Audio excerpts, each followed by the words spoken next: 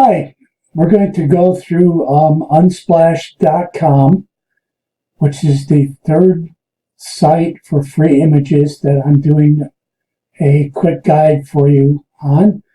And today we're going to do Unsplash. This is the for free images. Let's take a look at how Unsplash is set up. Hi, I'm George. Welcome to Digital High Road, the channel where I review the latest products that are being sold online. I provide tutorials designed to guide you and save you time, and the channel where I give you tips on what works online today in 2020.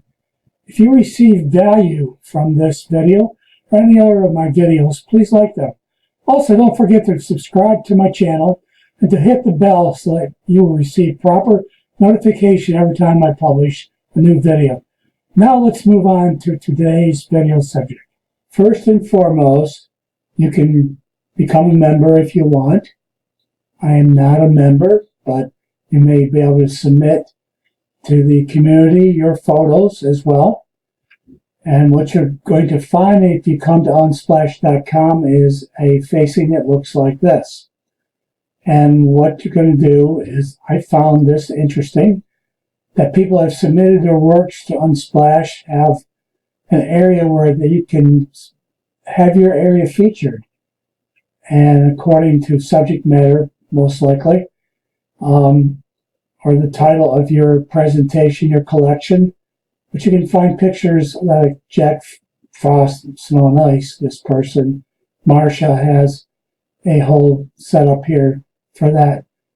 The area, though, I found most interesting for myself was in finding free images for my websites or for any work I'm doing online, is to come to the Explore area.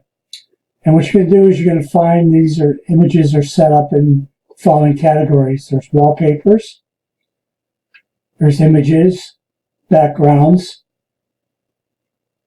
And what you can do is you can go through, since I'm looking for images mostly, as you see here, there are a million plus free images. And you can put this in. These are set up according to category. The main categories I found as we went through here was there's images on people. There's images that are natural images, which are more like large disturbances on the street, protests, if you will. There's a section here for travel images, where people have submitted pictures from their travels. There's food images and animal images, and there's one that's about feelings. What I found in looking at the free sites is that Unsplash seems to have a critical following for people that are really into like eclectic type pictures. Anything that's maybe a little bit out of the ordinary, that is maybe kind of artsy, that you may want to find a picture for, this is the place to come to. Now what I found was that if I go through the top here, I'm going to go back to this page, the lead page. Okay, so what I'm interested in is I'm not interested in textures and patterns. These are basically background type images. These are patterns and textures. Okay, and if you want nature, you can click on nature. And like I said, these are the natural scenic type pictures. Again, large overview pictures from a distance. Checking out scenic from underwater to above water to mountains to trees, forests, etc. Also found the current events, the protests, that kind of thing. As you can see here, there's some protests here. Or if you go to like Comic-Con, something like that, we're protesting government actions here. The president, the vice president, a banana. Just things, different things that you might find something that matches up with what's going on in your world today. Architecture is just what it says. It's an area where you can find pictures basically building design and designs, man-made designs for different types of things. And that's what I found in here. Business and work, I found if you're looking for pictures of current work environments like office spaces, computers, computer iPads, laptops, that kind of thing, high tech, this is the place to find that. If you're into films, and you need something, a picture for films, this would be it here. We have a lot of animal lovers, travel, fashion, food and drink, spirituality.